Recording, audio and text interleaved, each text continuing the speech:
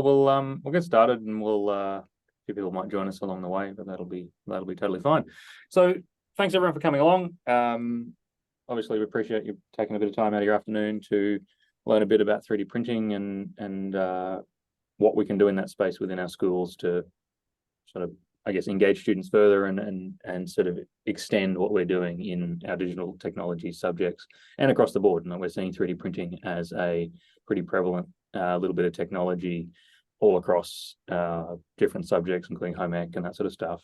And so it's a really exciting time to be getting more and more involved. Personally, I guess it's been really exciting to see 3D printing get this far.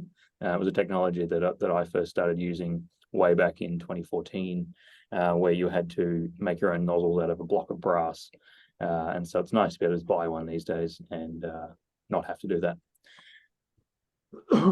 Awesome. So I guess before we get started, I just want to introduce who Micromelon Robotics is and why we're talking to you today about 3D printing and sort of some of the other stuff that we do. So we're founded by two engineering students from the University of Queensland up here in Brisbane. And basically our background was in teaching university students in their first and second year subjects while we were actually still completing our degrees. So what we were finding is that a lot of students were coming into first and second year university, not necessarily fully understanding what an engineering program might look like, or what a job as an engineer might look like in the world we live in today. And so what we ended up doing was working with a lot of schools to basically drive student engagement. So get students really involved in industry, really involved in what the university can offer, and really just encourage students to take on a career that might not have existed 10 years ago.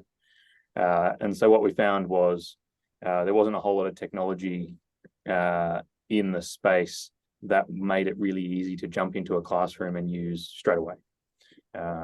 And so what we did is we built the Micromelon Robotics platform. So we built this little robotics platform that one here, little pre-built robot with a whole heap of tech packed in there so that students can use this same robot all the way from year one through to university subjects.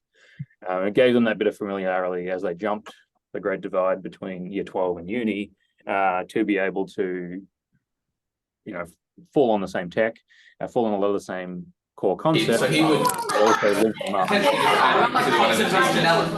You want to mute them? Perfect. And so in doing that, we had to build a Micromelon code editor, which is a code editor that allows you to program in both block programming and Python. And the really cool thing is it allows students to transition between those two things without having to download new software or without having to use a different robot. Just let some more people joining us. Over the little work from home that we all had, we also built a full virtual environment so that our robots could be programmed without needing a physical robot in the classroom. Also really good for homework these days. Earlier this year, an opportunity came across us to start doing more in the 3D printing space. And so we now have this brand, Make a Hero, which is basically a brand of filament, but also we provide servicing, training, and all sorts of programs around specifically 3D printing and that advanced manufacturing space. So really cool brand. I encourage you to check it out. Before we get started, you've heard a bit about us. I want to hear a little bit about who we've got on the call. So be really appreciative if you could jump on and just quickly let us know where you're from, because we've got people all around Australia on these webinars quite often, and also give us an idea of where you're at with your 3D printing journey. I'm sure some of you have not touched 3D printers before, but I'm sure some of you have got a bit of experience in classrooms as well. It makes my life a lot easier if I know who I'm talking to, and it can sort of tailor what we talk about today a little bit to specifically what you're looking to get out of it. So does anyone want to jump in? You can either do it in the chat or you can unmute yourself and have a talk. A few people have been on these before, so they knew this was coming. So I've got Karen from Moranbah State High. Thanks for joining us. We've got Jeff from CQU. We've got Nicole from St Ursula's in Yeppoon. Helen from Yeppoon. We've got Ian Shaw. Thanks, Ian. We've got Nor from Salisbury High School. I always think that's in Queensland because we've got a Salisbury here as well, but he's actually in South Australia. We've got David from John Monash Science School in Melbourne. Ian is from Mount Waverley Secondary College. Awesome. We've got Nathan from CRC North Keilor in Victoria. He's been using robots and 3D printing for years. Karen's popped in and said, we have some printers, but I'm very new and don't know much. That is totally okay. Mohammed from Tennant Primary School in the Northern Territory. Thank you very much. Kathy from Nudgee College up here. And we've got David from just starting to do some 3D printing. Kelly from Reservoir West. We just visited you guys. Started using 3D, don't know how to use them very well. Awesome. No, thank you very much for that. Yeah, it just really helps set the scene of sort of what I can harp on about and what I can sort of skip over a little bit. Cool. Thank you for that. So yeah, I guess I want to quickly run through the objectives of today's session. So this is designed to be a bit of a crash course in what 3D printers are, what they aren't, where they're really useful and where they're not. I want to cover the basics of reliable printing with students, because of course we get any new bit of technology, it's a whole new game when we start using it with a group of 30 primary school students, for example. I also want to cover a few real world examples of how 3D printing is used around Australia specifically, because we use it a lot in what we do, but we also see it used in a lot of different places through our Micromelon endeavors. And I want to give you a couple of examples of how you can use your 3D printers to make basically your programs leak straight to industry. Because 3D printing really allows us to do things at a much different scale to what we might be used to doing. Awesome. Like always with these, if you've got any questions, feel free to throw them in the chat and I'll try and get to them. Otherwise, you're welcome to unmute yourself and just yell at me. That's totally fine. The best way that these sessions go is when we end up in a big discussion about stuff, and because there's always going to be people in this call who have experienced different things to what I might have, but also to what all of you have. So feel free to jump in and have a bit of a chat. So what is 3D printing? So I guess we all have a loose idea of what 3D printing is, and in other ways you might not have probably joined this. And when we used to originally run these webinars, it was very much well, 3D printing is this really cool new tech that you might want to use. Whereas these days, everyone sort of knows that 3D printing exists and knows some of the sort of key attributes of what it's for.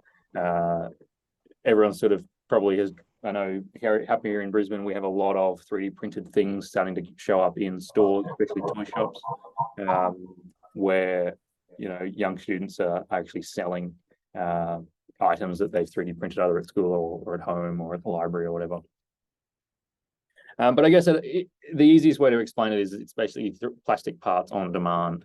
So typically, if you were designing something prior to 3D printing, you'd have to order it from overseas or get it molded or get someone to CNC or mill it out of some plastic or some metal. Whereas 3D printing allows us to do that pretty quickly and locally. So in essence, 3D printing is building layers upon layers of some really, really fine plastic to create a 3D object. So the same way that your paper printer works, just imagine we're printing 500 pages and then cutting each set of black lines out and stacking them on top of each other. That's kind of what our 3D printer is doing. The way it does this is by melting plastic. So it's actually melting down plastic at about 200 degrees and creating 0.4 millimeter layers of plastic as it goes around. And you see in this little GIF here, we've got this print head running around, and that's that classic thing you'll always see. Even in movies, you see this sometimes. 3D printing. Usually in movies, it's really sped up, and I think actually in this case, this one's sped up as well. But I guess the key thing is that we all probably already know is that these 3D printers are not instant. They're not like your paper printer where you just hit print and you walk to the printer and it's printed. This is something that takes several hours quite often to print. There's some cool new tech that means that that's not always the case, but for the most part, that is the case still. So I guess in terms of new stuff, so 3D printing in 2023 does look a little bit different to what it did a year ago when we ran this program. We're seeing really, really high quality prints coming out now. We're seeing really, really high quality printers. We're seeing a lot of larger and faster resin printers. So rather than this FDM style printer that we use a lot, we're seeing these other types of 3D printers pop up in the market and get nice and cheap and sort of achievable for consumers. We're seeing continued development into printing materials. So we're seeing a whole heap of different materials that are now stronger and now UV resistant and now waterproof.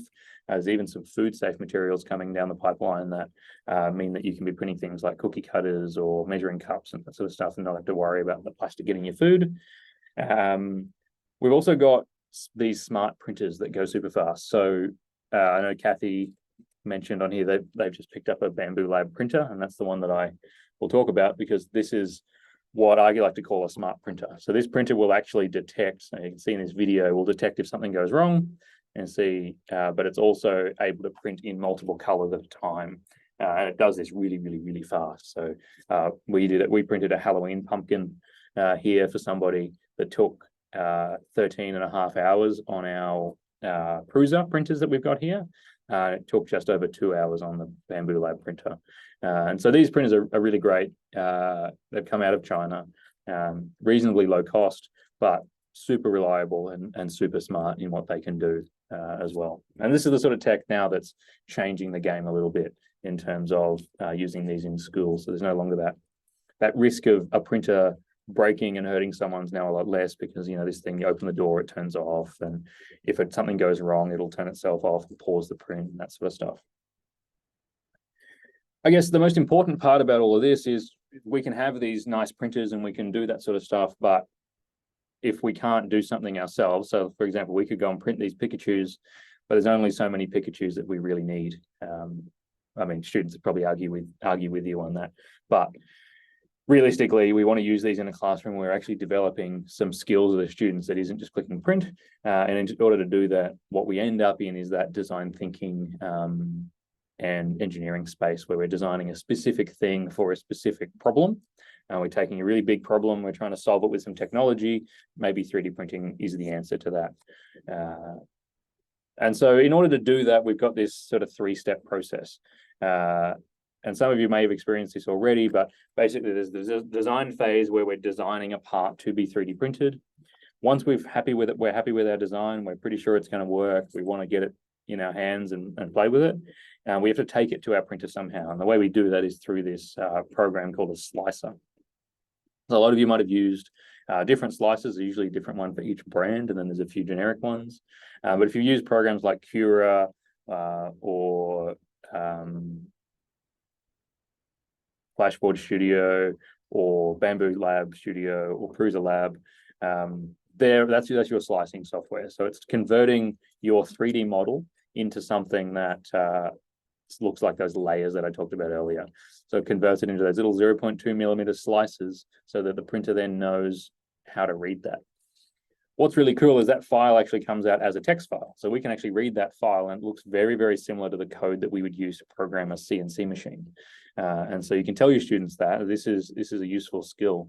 And yeah, for sure, you can go and manually write out this code and you can make the printer move around. I've seen people do that with by making the printer play different notes by different speeds and play a song. But realistically, you're not going to do that. You're going to use this program called a slicer. Once you've got your sliced file, usually it has the file extension G code, which is the type of file it is. You then have to somehow take that to your printer. And historically, we've done that on a USB stick or on an SD card, or you walk up to the printer and plug that in. But more and more, we're seeing printer brands having network slicers where they can actually have their printers on the network and just send that print directly. You know, Bamboo Lab have that. I think Prusa have that now. And you can also use other bits of software like Octoprint or BuildBee that allow students to directly print to a printer, similar to what you'd be probably used to with your paper printers, where it's charging them 10 cents per page through PaperCut or something like that. There's now that software for 3D printing. I even think PaperCut have a version for 3D printing now. Now, what we like to do is expand this a little bit, because really what we're after is not necessarily teaching students about the slicing and the printing, although that's a necessary part of this process. It's about also teaching them the rest of that. And so what we end up usually doing is actually expanding this a little bit further and adding additional steps to this process for students so that we're setting them up for success rather than setting them up for failure. When do we not like 3D printing. So probably the most common complaint we get from teachers either trying to use 3D printing or just getting into it is that printers spend more time broken than working, and that causes stress, pain, money, all that sort of stuff to happen. And as someone who's been dealing with printers for nearly 10 years now, I totally agree. 3D printers are the natural evolution of our normal paper printers. They never work when you want them to, and as soon as you've got to get something done is when it will go wrong. And that's really nothing that we can do about that at the moment. The technology is still a new technology. It's still evolving. There are a few little mitigations that we can make, especially in our design phase, that make that process a little bit nicer though. And I'm going to go through some of those now. So the biggest times when our 3D printers don't do what we expect them to do is either when we've designed difficult or impossible to print models. And I'll touch on that a little bit in a second on what that actually looks like. That we've done something wrong in our slicing, and that could be that we've picked the wrong material. And so we've got our material that comes on these spools. This is one of our Maker Hero ones in a nice green color, but there's a whole heap of different materials and they all have different attributes. So this is a PLA material, one of the most common ones, one of the easiest ones to print, but you could still set the PLA to 260 degrees on the printer and totally burn it. Or you could set it to 10 degrees and it just would never print. Unfortunately, all of these problems don't rear their ugly head until we're actually hitting print on the printer. There's nowhere in the slicer where it says, are you really sure that this is PLA? You just have to hit go and find out. And so what we usually like to do is set up like a pre-flight checklist for students so that they know, I've got to check the print, I've got to check the material, I've got to check the bed's clear, I've got to check that there's not dust covered in something. And that's really important. I've got on here printer maintenance and preparation, and this is one of the most common questions that we get out of teachers trying to use 3D printing in schools is, I didn't use them for a term and now none of them work. And that's basically how this works. If you're not using it, they'll break down, they'll get dusty, they'll get gunked up, they'll get all sorts of things. Material will break off inside of it. And so the best thing to do is either use them year round, ideal solution, or make sure that they're maintained before you want to use them. And so we can help out with that sort of stuff, but also it's not that hard. Something as simple as, blowing a bit of canned air through it and making sure that you've unloaded the filament is enough to mean that the print is going to be in good stead next time you go to use it, maybe after the summer break. And finally, like any technology, sometimes they do just break, and that's nobody's fault. They do just break down and we've got to fix them. And so it's important to know when that is the case and when that isn't, so that we can ensure that our students are getting the most out of that. One of the other things that we get all the time, being one of the biggest pains in 3D printing, is either unprintable models or models that need support material.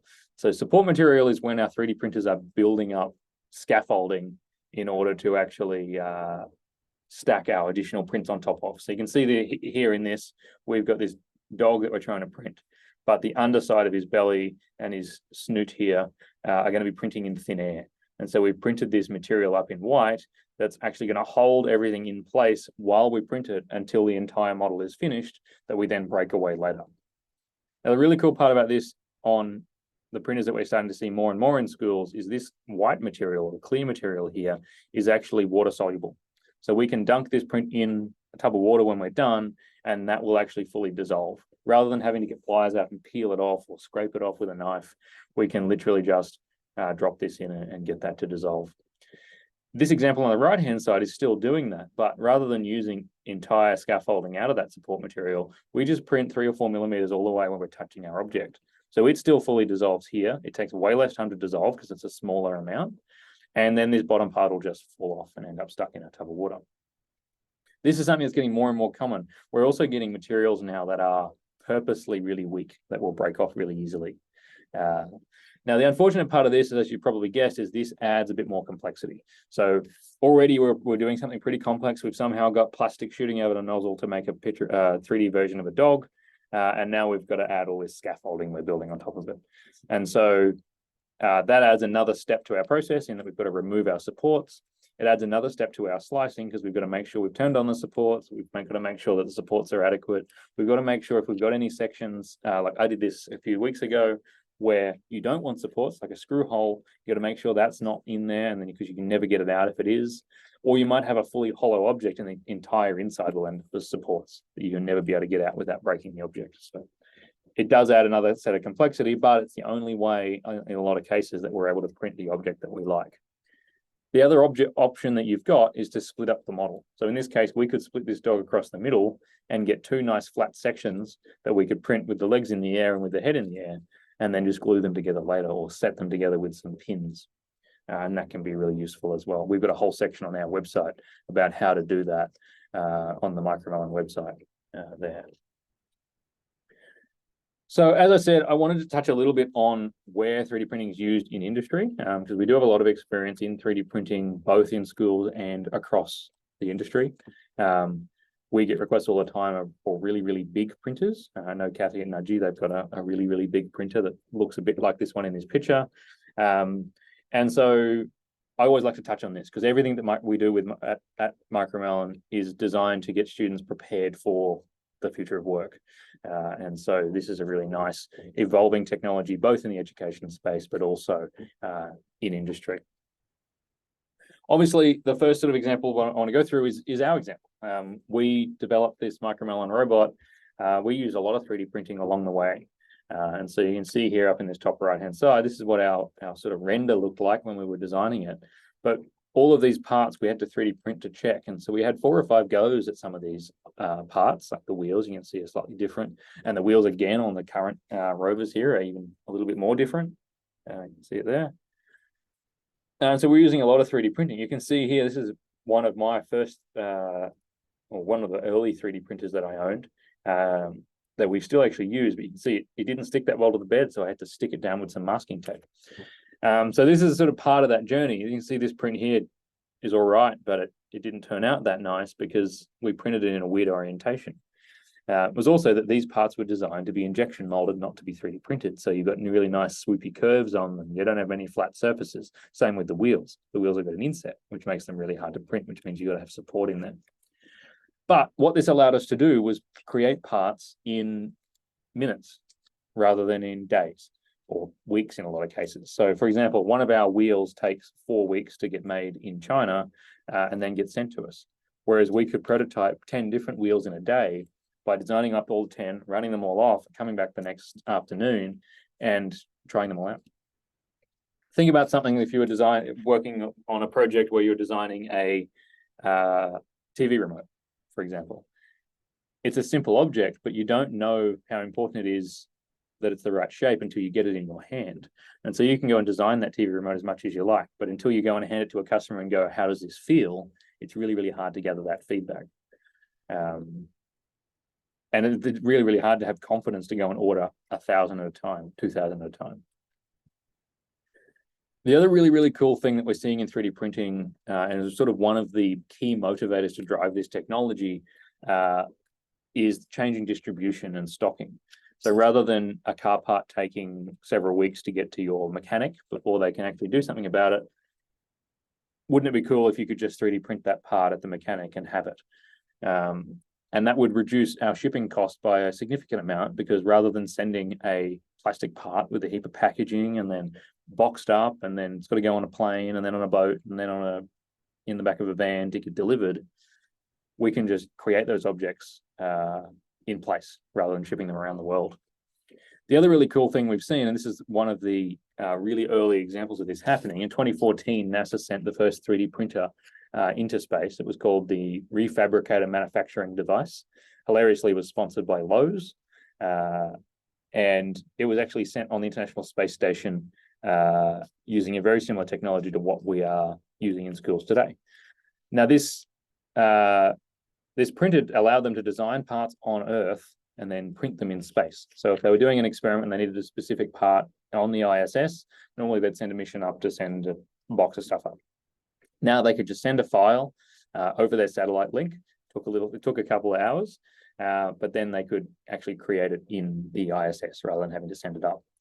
Now, this got really, really well tested because they had an emergency on the ISS and they prepared for this. They have a backup rocket ready to go to send up there with the spare parts for things. but it was actually quicker for them to send up the file over the satellite link and print it in place. You can see here, they also printed a tool to actually replace that device.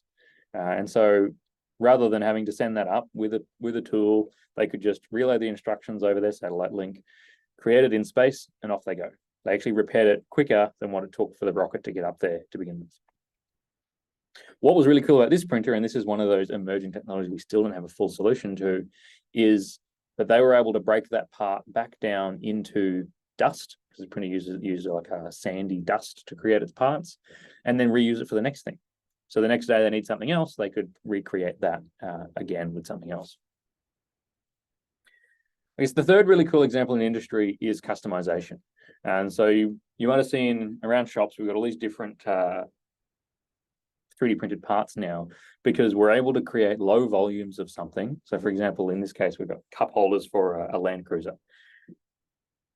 This guy's actually up here on the Sunshine Coast. He prints about 30 of these a week, and then that's his whole business. So he has custom cup holders for specific vehicles that you'd never sell enough of to go and get made, or to go and get made professionally in injection molding machines or anything like that. But he's able to create those for people specific to their car. There's also a lot of people online who are just designing or printing parts for specific things. So you can print spare parts for your car or improved IKEA furniture parts. I've even done things like print the little hooks on the back of your door to hold your door open. And so rather than having to go and buy this stuff and manufacture it, we're able to do specific, use case specific things for our exact car or our exact thing in our house or our furniture. And if it doesn't already exist, like a lot of this already exists online, you can just go and download it. If it doesn't already exist, you can grab somebody on something like Fiverr or Etsy or something who will design that for you and send it to you. Or maybe they'll send it to a library closer to you that means that they don't have to print it and post it to you. So these are just three of the examples that we come across all the time in terms of using this technology in industry. I guess when we get to using this in the classroom, we've got to think a little bit differently. So just like everything else we introduce to the classroom, whether it be robots, technology, software, apps, anything like that, we want to set ourselves up and our students up for success. And so there are a lot of things that in this section that will depend on the printer that you've got, and also the age group that you're teaching. The other thing that's really important is to work out early on how much of this slicing or this printing process you want students to manage themselves. We see it all the time. A lot of cases, students just have free rein of the printers, and that's great because it means the teacher doesn't have to do it, or you don't need a teacher aide or anything to manage that. But that has its downsides. But you also don't want the 3D printer sitting in the corner where no one's allowed to use it, because it's kind of a waste. We like to see them used. So it's a bit of a balance to work out what works with your students, and it very much depends on the type of students you've got, what age group you're dealing with, and also how your school is set up in that way as well. We see a lot of schools have 3D printing as just another tool that we can use, and sometimes we see it as like an after-school club where they're printing all of the parts for the whole school. So as I said, this diagram we had before is design, slice, and print. We take this process a little bit further. We expand it out when we're teaching students mostly because our printers are usually pretty slow. We only have one or two in a classroom, and we don't want to have to print 100 things over and over and over again. So we add a few more little things to this. So you might recognize this is very similar to the design thinking process, where you start off with the idea, you do some sketches, you do some concepts, you then take your design and actually design that up. And we use software like Tinkercad or Fusion 360 or Onshape or SolidWorks to create that. And then we do a little bit of self-reflection and analysis. So rather than just immediately going, yep, send it, we're going to print that part, we want to be able to go and have a bit of critical analysis and say, all right, will this print? What material do I need for this? How important are tolerances on this part? How important are what color this is? Will this print at all? Will it provide my application? So for example, I'm doing my TV remote. Maybe I've forgotten the battery compartment. That's a really important step that I don't want to go and waste some material and print something before I've analyzed that and made sure that that's the case. Once we're happy with that, and you'll see quite often this phase and the analysis phase ends up back in the design phase and we're tinkering. Once we're pretty happy with it, we can go into our slicing phase, and then we print our part. Once we printed our part, we again end up in this little bit of a critical analysis. We've got our part in front of us and we're saying, does it do what I intended? Is it the right size? Is it the right shape? Do all my screws fit? Does, all those sorts of things. And unfortunately, it takes us 6 or 7 hours to get to that point because we're having to wait for the printer to do its job. Once we're done with that analysis, it's then that decision tree of, oh, well, do we go back to our idea and our sketches? Maybe it was the wrong idea to begin with. Do we just need to change a few little bits of our design? Maybe we did something wrong in our slicing and we go again. And so what you'll often see is students might do that 2 or 3 times. Very rarely it'll be 1, sometimes it'll be 4. And so this is sort of the way that we like to do this.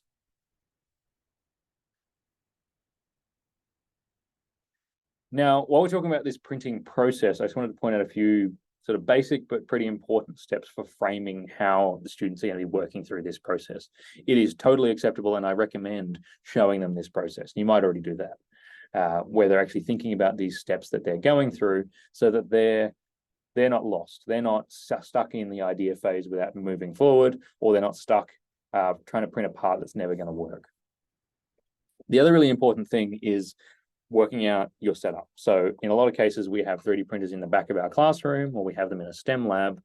But unfortunately, 3D printers just totally attract people to watch them. I know that our 8 3D printers that we have here, I know half of our office spend half their days looking at them because it's cool. You see a cool thing coming out of a 3D printer, it's great to go and watch it. So in a classroom, it's really important that these printers aren't running in the back of our maths lesson. Because students, as soon as they do something funny, as soon as they make a beep noise when they finish, or as soon as they make a funny noise when they fail, students are going to be over there trying to fix them or trying to work on them, or trying to make it work. And so the best thing to do is put them in a separate room. Some printers actually do have a silent mode. So some of the printers we've got here have got a silent mode where they'll run really quietly and they won't beep. But it's still a little bit of a distraction. And so I recommend using those options if you've got them, but ideally in a separate space, even if it's in a classroom that's not used that often, it's better than sitting in the back of especially in primary, sitting in the back of your classroom. If you're struggling to keep up with your student design, so it'd be really nice if we all had that many 3D printers. Unfortunately, we don't, and that's a print farm in the United States. Sometimes, usually we have 1 or 2 of these things. What can be really useful is to actually get our students working in teams or in groups. So that reduces, if we have groups of 4, that quarters the number of prints that we actually need. You can also consider that slicing step that I talked about earlier. If students are involved in that, it means you can only print 1 part at a time, because each student's going to sit there, slice their part, send it to the printer. If a teacher aide or a teacher takes over that part and does the slicing for them, then that means that you can run multiple prints at a time, especially on the nicer printers where you can have large beds. You can run, maybe you might be able to run 6 student designs or 10 student designs on the same print. Don't be too afraid to run your 24-hour or 12-hour prints overnight. While there is a little bit of a risk that they might fail, once you've got your process set up and once the printer's maintained, it means you can get through prints a lot faster. One word of warning for that is we've had it happen a couple of times where printers driving around at night will set off the security in the school. And so what can be really useful to that is actually make sure they're enclosed. If they're in a box or in a cupboard, then that won't set off the security. Something like the Bamboo Lab printers that don't move and you don't see anything moving won't do that. But some of the open frame ones like this Ultimaker that's in this picture will. And that's, obviously don't want to do that. A little bit of note on time and assessment. So 3D printing is a slow process. I think I've established that, but it does take time for students to design amazing things. It can be really, really disappointing for students to see on social media or see online or see previous projects where something really, really cool came out. Something like this, this design here of a Pokemon, I think it is, would have taken someone hours and hours and hours to design. And so it is one of those skills that students will immediately want to have mastery on, and it's not that easy. It's a frustrating and annoying machine, and it's a frustrating and annoying process to actually design parts like this. So if students are disheartened with what they're seeing, just remind them that no one got there overnight. It's important to set those expectations for students, to encourage them, push themselves to do something like this. Like absolutely let them have a go, but needs to be sort of in our assessment, in our design of our units, to make sure that a lot of our marking is done on the analysis and on the design rather than our finished product. because it could be they put in hours and hours and hours of effort and it's just one little thing that's wrong and they just haven't had time to redo it. So it's important to set that expectation early. One thing I really like doing, and it's a really cool activity, especially for primary, to just be able to use the 3D printer. Students are excited about that. They want to use them. They want to get something cool at the end of the day. And a lesson where students are just using the printer early on is totally acceptable as a primary or even a secondary lesson, to just let them go and find a file they like and print it. What we'll do is we'll add to that a lot of stuff about the analysis. So we'll say, is this an easy part to print? Something like this little chameleon pen holder is a good example. And websites like this is on Thingiverse. We've also got now Printables, and MakerWorld is the new one, as well as Thangs and Cults 3D. And there's heaps and heaps of different websites around you can download these files from. But get the students to find a file. Maybe they do this in a group. Find a file, have a look at the file online, have a look at the comments, see if other people have printed it. A lot of the time, it'll actually tell you other people printed it on a printer. So this is Creality. They've used it on an Ender 3, says it doesn't need a raft, doesn't need supports, what layer height they ran it at, what infill, and they've left a special note here that says print with 2 shells, which is usually default. For those who don't know, shells are how many walls that a printer has before it's actually going into the infill, which is not a solid object. And so students can then go and analyze this. You could get a group of 4 students to go and find a model each and have a little bit of discussion about which one would be the easiest to print, which one's going to be the hardest to print, and then try it, pick one to print. You can have students have the slicer on their computer and actually slice the file without them having actually able to print. So they can look at, oh, wow, this takes 6 hours to print on our printer. Or maybe if I print it a different way, it'll be different. In terms of actually designing your own files, there is a whole heap of different platforms that you can use. One that we love to use is Tinkercad, because it's really, really simple. And I'll go through a little bit of an example in Tinkercad in just a second. But start with these free tools. Like Tinkercad is totally free. Onshape is also free. And then they can get into more complex. So I wouldn't recommend FreeCAD or Blender until sort of later secondary school. But that learning curve is nice and shallow. So they can do a lot of stuff in Tinkercad and then they can work their way up. If your design department or your man arts department has an Inventor, Autodesk Inventor license, they're actually really good and they use it a lot for rendering and stuff in the woodworking subjects. But it's also a totally great piece of software for doing our 3D designs. All right, so I'm just going to quickly jump over to Tinkercad and we're going to go through a little quick design because this is one of these lessons that you could run pretty early on. So you've run your first lesson, say downloading some parts and printing them. But the next one that we always like to do is to get the students designing a little keychain or something to take home.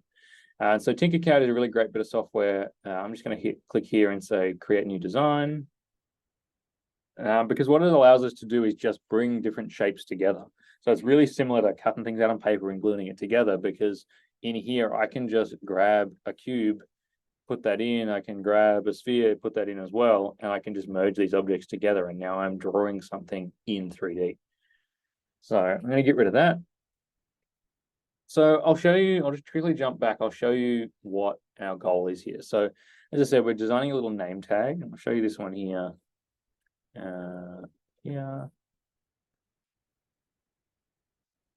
This is one that I did a little while ago. So something really simple. This one's really, really basic. We've got my name on it. We've got a base of this thing. And we've got a hole to run a keychain or something through. And so you can get students thinking, if you want to get them to be a bit more creative, you can say, oh, design something for mum's keys, or design something for the graduating class this year as a gift.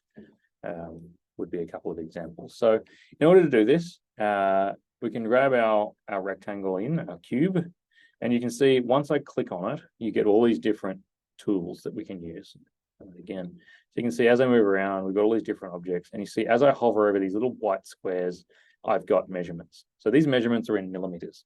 So I can click on the white square and that keeps the measurements there, and I can enter in how big I want this thing to be. So I'm going to say I want this to be 50 centimeters by 50 millimeters by 20 millimeters, like that. This one on the top, I can click and that'll let me set the height. I'm going to say 4. That's 4 millimeters. So that seems like a reasonable size for our little keychain. And that looks good. I can set my color. If I want to try different colors out, I'm going to set mine to blue. Why not? I can go in, click on the whole object, and I can set the radius of my corners. So I can actually have it be a little bit different shape. That looks good. Now I can bring in my text. So I can just bring my text in. Immediately I see this text is way too big for my little keychain. So I'm just going to change the words. So I'm going to say Tim. And I can resize this, make this smaller. I can drag this over the top of my object. So immediately what we see is that this object is actually embedded in my other object. So if I move this up, what you'll see is that you end up with a gap between them. This is the first mistake students will always make when they do this. They'll leave a gap like this, and this will print as two separate parts. Quite often it'll print on top of each other like that, and just they'll fall apart. So what we want to make sure we do is make sure they are overlapping a little bit. So I'm going to make that overlap by 1 millimeter, and you can see this 3 here. I've got 4 millimeters of thickness, and I've set that to be 3 millimeters from the bottom. Do that.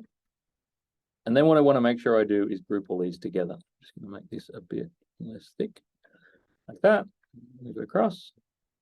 And what I can do is now select all of these objects, that, and I can group them together to create one new object. So this group button up the top here, and click group, you'll see, and now this is now one object. So if I try and click on the lettering, it won't let me pick that. It let me pick the whole thing. Now, last little bit we need for this is our little hole to run our keychain through. So in Tinkercad, holes are made exactly the same way. So we can drag in this object, and you can see it's got this crosshatch gray here. And that means that we're creating a hole. So I'm going to create my hole to be 4 by 4 millimeters. And I'm going to drag that across onto my object. And what I want to do is I really want to make sure that that's in the center of my object. I don't want that to be offset. So I'm just going to do this. And so what we can use is this tool up here called this one, Align. So I can select my 2 objects. And I just did that by holding down Shift and clicking both, but I can also do that by selecting all with a drag. And then this object, this one up here pops up called Align. It gives me all these little tool tips here of where I can align it to.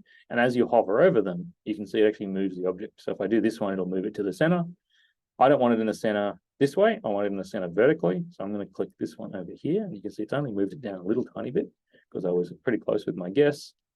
And now we've got our hole in the center of our object. Awesome. So same trick as before. I'm going to highlight that and I'm going to hit group. And now what you'll see is this hole that I've got will disappear. And now I have a hole in my object here. Now, just for fun, and students always do this, they'll go and add something cool to their object. And so in this basic set shapes category on the right-hand side, there's all sorts of different stuff. I'm going to add, what do I want to add? I'll add this little bee. Little bee, it's huge. I'm going to make it way smaller. Oop. I'm going to make it way smaller this way first. I'm going to make it a bit smaller this way. Even smaller. Like that. We'll drag that in. Drag that into my object. Again, we want to check that I have got it overlapping ever so slightly in this case. I don't want to lose too much of my B, so I'm going to set this to 3.75, like that. Got the B there. I'm going to align that, so I'll click here, go align that to the middle. Not too bad. And again, I'm going to select both things, and I'm going to hit group to join them all together at one object. Perfect. There we go. So you'll notice this one didn't change color because these are colored objects, whereas the squares aren't colored. So that's my little keychain. I'm reasonably happy with that. Let's just, we'll pretend I've done my analysis phase now and I'm ready to actually print this object. And so what's important now is that I actually export this file out. And the important file format that we always use for 3D printing is STL. What you'll get students do all the time is click this 3D print here, and it does have a bunch of different software you can use. There is a BuildB plugin you can use, but it's usually easier to download STL. That downloads the file to my computer, and it also means then students have that file. And on Windows and Macs now, you can actually click that file and you can open it. Let's go open in Xcode on my computer because I have it. But I can actually open that file and just preview it. So I can see here, here's my file there, ready to go, all one color. Now, once I'm done with that, I need to take it to my printer. And so I'm going to use Bamboo Slicer in this because it's the new fancy one. But I'll also show you an additional one as well. We've also got a video of how to do that in Form Studio as well. And so once I've got that happening, I've just got this in my downloads folder. So I'm going to go into downloads and I'm going to grab my file. So you can see it's dragged that in. Automatically, this has put this on the bed. And so we've now got the flat section of this print. This is the orientation we want to print this. We could print this in a few orientations. So we could print this way. It would work fine. But this by far is the best orientation to print this file in. What's really cool is if we wanted to actually give this to someone, we can go in here and create 10 copies of that. And then we can hit this auto arrange option and that will drag in 10 copies that we can run like that. I'm going to not print 10 copies of this one though. There it is. So we've got all our settings on the left-hand side here. I've selected which printer I'm using. I've selected which plate I'm actually printing on. Some printers have this option, different plates you can use. This one does. I've selected the material that's currently loaded in my printer. Now, a little note on materials, almost always in schools, you want to be using PLA. And there's a few reasons for that. One of them is, it's just one of the easiest materials to print. Unless you've got really specific use cases, like it needs to be waterproof, or it needs to work outside for an extended period of time, UV resistant, or it needs to be high temperature, like it needs to survive in a vehicle when it sits out in the car park at the shopping center. PLA is a material to go for if you don't need any of that. If you do need it, then something like ASA, this is a material I've got here, used a lot more for engineering applications, something you need to be really strong. So say you're building a bracket for some furniture, maybe ASA is the way to go. But check with your printer whether it's able to do that. If it can't, then PETG is, and I'll pull that one up, this one. PETG is a really nice material that's easier to print than ASA, but still quite strong. I've also got here different profiles I can use. So I've selected, I'm going to select this extra draft profile, and that's got my print there, ready to go. I can slice that. And on this printer, because this printer is nice and fast, it's saying that this entire print is going to take 15 minutes, which is pretty damn good. Now, what you'll see on here is that as I'm just going to drag this down, you'll see that this object's actually hollow on the inside. So you can see in here, there's actually it's not full of plastic. There's all different patterns we can use in here, but this material is this object's only 15% plastic. The rest of it is air. And that saves us on time and material, but it makes it not as strong. So we can go in here and we can say, actually, I want that to be 50% plastic. Reslice it, and you see now we've got twice as much material. We can go 100% and it's a fully solid part. And now you can see this is printing fully solid, but you can still see that it's doing that in layers. We've got each layer going in, building our part up, including our little B that I added at the end there. I'm not going to do that. I'm going to run 15%. Slice plate. And what's really nice about this printer that we've got is that I can just hit print and it knows that my printer exists, it knows what material is loaded, and I can hit send. And then off we go. I've got the printer sitting out there now printing this part in just a second. Awesome. So now I can even go in and check that it actually prints. And that's the inside of my printer there. That's a little camera feed that I can watch. What you would normally have to do though, and especially in a school where you're not necessarily getting all these things on the network, is go through and export the file. And once we've got our file, we can save that and see this is this G-code file. We can save that file. I'm just going to save it to my desktop, but normally you'd save that to a USB stick or an SD card that you then walk up to the printer, plug in, select your file. A really important thing to tell students here is make sure they name them correctly. So I'm going to name this Tim Keychain version 1. And so now when that's on my USB stick or when that's on the printer, I know who that's for. What you can also get students to do is get in the convention, a naming convention. So use their student number, my student number from high school. And so now when a print fails, or when you want to know what part which student this part belongs to, you can also then look up the file and check what it's actually called. Awesome. Were there any questions about that process? Just mindful of time.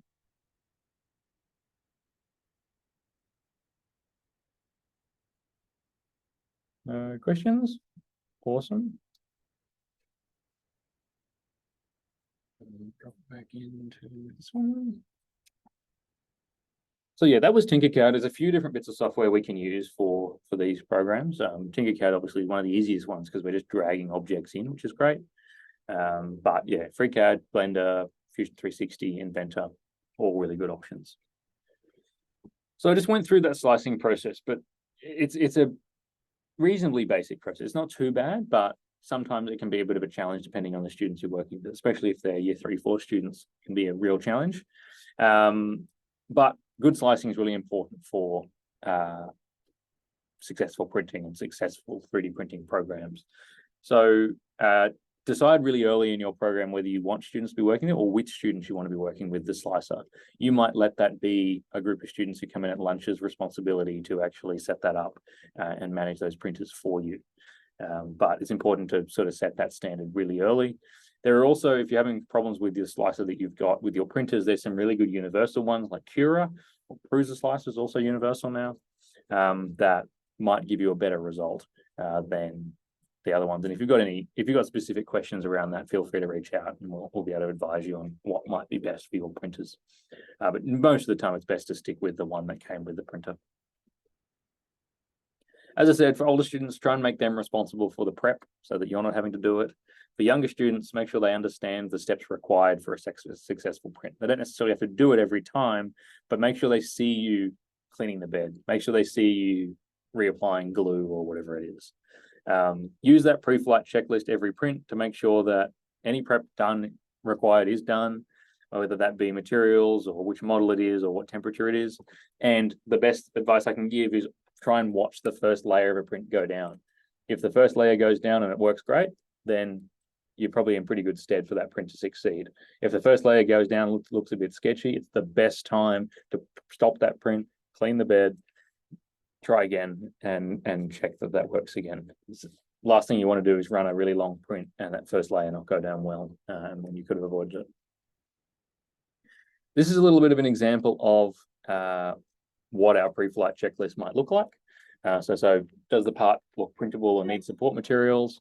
Have you sliced for the correct printer? Have you selected the correct material? What is the print time estimate? So if you're printing a really, really small part like my little keychain, maybe it comes up in the slicer and says that's going to take 4 days. And you go, well, no, that's a really small part. That shouldn't be the case. Maybe they've got it scaled 10 times the size or something silly. Is the correct material loaded into the printer? It's a really important one. Check that the bed is clear and cleaned. The worst thing you can ever do is start a print when there's already a print running, or start a print when a print's already on there finished, and it'll ruin both of them. Press start and then watch that first layer go down. Now, when you're ready to get students designing their own stuff, start with something simple like our keychains. And we've got these really cool, these are online somewhere, really cool infographics on all different ways that you can do your designs. So you can see here, like if you're doing holes, sometimes it's better to make them teardrops because they'll come out more correct in size. That's the keychain exercise. The other thing that you can do is actually get in and modify existing designs. So for example, we had this one here in our office. This was one of our robots, and we grabbed this little 3D printed arm design online, and we got this student here, was a work experience student with us, to actually design a part to mount that to the Micromelon robot. And so while the whole part is really, really complex, designing a simple bracket isn't actually that bad.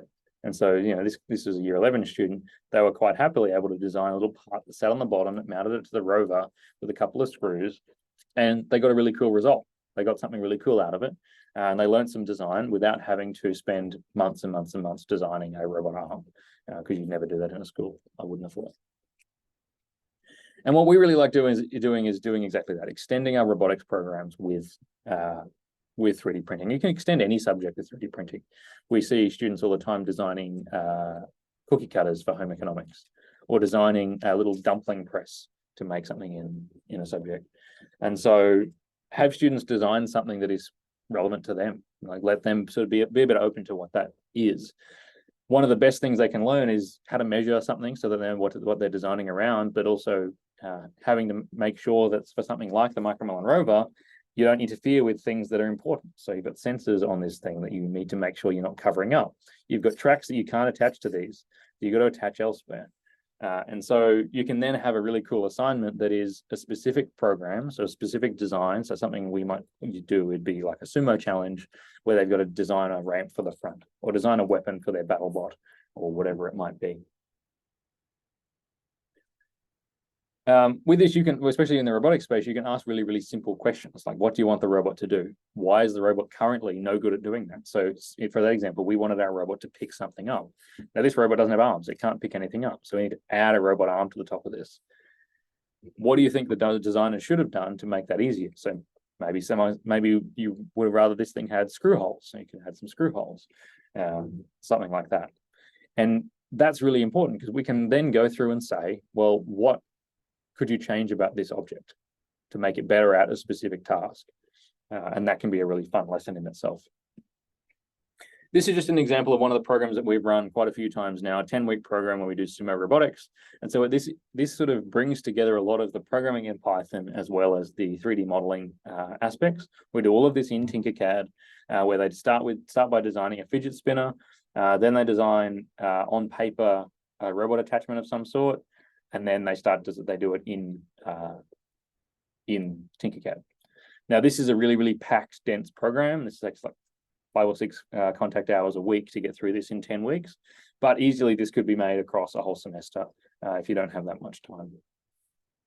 And then some of the results we get at the end of it are pretty cool. Like this one here was really, really simple, but they spent a lot of time perfecting the angle that the front of their robot was at. And then this one here was actually really, really complex. And they spent a lot of time just designing it, but it didn't necessarily have the same result as something simple and heavy, which is interesting. This is another program we run quite often that we call Micromelon BattleBots.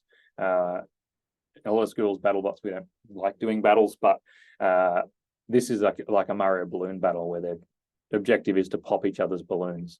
So they've got this arena here where they've got to stay within, but they've designed all of these crazy spiky objects to attempt to pop each other's balloons. Some of them have skewers on the front to do that. And so this was a little challenge we did at the end where they just remote controlled it, but we actually had a full autonomous driving version of this where students were programming their robots to do the same thing. I promise one of these does pop at some point in this video. There we go.